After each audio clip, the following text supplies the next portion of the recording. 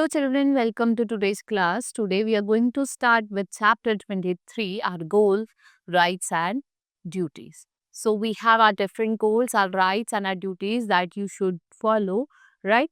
Now, so in this chapter we are going to study about the preamble of the constitution, what is democracy, secularism, socialism, fundamental right, fundamental duties and directive principles. Let's move to our first topic. What is preamble? What is preamble? It is the introduction of the constitution. It states the aim and purpose of the constitution. It emphasizes on the three goals: democracy, secularism and socialism.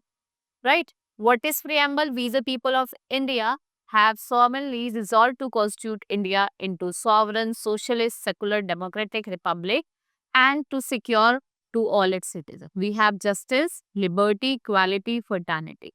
Right? Justice, we have three types of justice: social, economical, political. Liberty, we have with liberty of thought, expression, belief, faith, and worship. Then equality of status and opportunity, and to promote among them fraternity, dignity of the individual, and the unity and integrity. In our Constitution Assembly, 26th day of November 1949, do here we adopt, enact and give to ourselves this constitution. So first is democracy. What is democracy? It means the rule by the people. India is the democratic country. The power of the government belongs to the people as the whole and not to an individual or group. Democracy means that people elect their own representatives who form the government. Freedom and equality, what are these? These are essential for the success of democracy. Then we have secularism. India, it's a secular country. The state treats all religion alike. It does not favor any religion.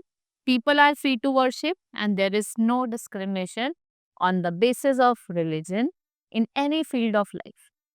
Socialism. India is a socialist. It means that country aims at building a society where there is just distribution of wealth. Equal opportunities are being provided by the government to all the citizens of India. Now, fundamental rights. What are fundamental rights? The government always tries to ensure better life for its citizens. To achieve the same, Constitution of our country, what it has granted, some rights to the citizen. How many fundamental rights do we have? We have 6 fundamental rights. First is right to freedom of speech. Everyone is free to express their ideas, their thoughts, then their speeches and writing. He is free to criticize and speak against the policies of the government. If you don't like, do not agree with them, he is free to move about and carry out any trade or business in any part of the India. Right to freedom of religion. The state has its own religion. It does not favor any religion. All religions are equal before the law. Every citizen is free to practice, propagate and worship any religion. The state does not interfere in the body faiths. Next is right to equality. There is no discrimination between rich and poor. Everyone is equal over here. There is no discrimination of caste, creed, color, gender or the place of birth. Next is right to education and cultural. Right, every child is free to receive education in any education institution without the restriction of caste, religion and gender. He is free to receive education up to any level. The minority group are free to preserve their own language and culture. They are free to give education to their children in any school. You can give education to your children to any school. Right, again, exploitation means nobody can be forced to do work without wages. Nobody can take a beggar. It also prohibits to take work from anybody against his wishes. It prohibits the children below 14 years age to work in factories, mines and risky occupation. Right to constitution remedy. This right is the most important right and protect all fundamental rights. When someone feels that his fundamental rights are being harmed in many way or he is being denied the fundamental right, he can approach the court of law to seek justice. The Supreme Court is the highest court of the country and is the guardian of fundamental right. Now, fundamental duties. Right? What are our duties? We must follow the rules laid by the constitution. We must follow the law of our country. We should enjoy the right and freedom only up to limit.